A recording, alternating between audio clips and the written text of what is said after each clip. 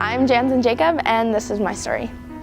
The first 8 years of my life, I grew up in Great Falls, Montana with a mom who was a believer and a dad who basically never really went to church because Sundays were football days and he had better things to do.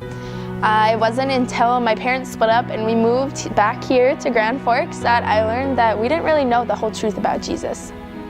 We started attending Hope on what we thought was an accident, clearly all God now, when my brother in the Grand Forks Central Drumline was performing for the congregation. My mom instantly fell in love with the atmosphere, the people, and the sermon we heard that day.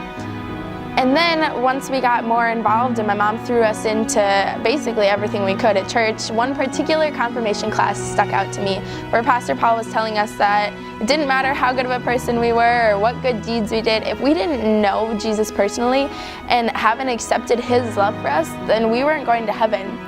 That night I just remember breaking down and wanting to secure my spot and become a follower for real.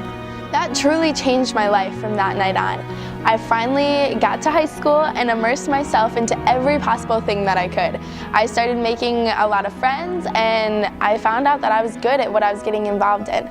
I used my purity ring as a symbol of my relationship with Christ, but that was really it.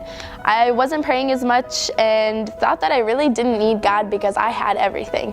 It wasn't until my senior year that all of that got taken away. People who I thought were my friends believed rumors that they should have known weren't true. I was shunned by tons of people and I was depressed and mean to my family and just a terrible person. And yet through all that, I still just wanted those old and popular friends to take me back into our little pod. I didn't realize God's lesson for me until one night I told someone the desire that I had to end my life. Immediately when I said it out loud, I broke down and the person took over and got me back on track with my life through Jesus.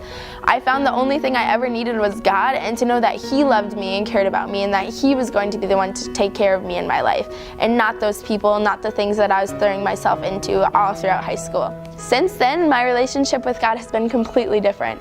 I rely on him and find my worth in him, or at least try to all the time.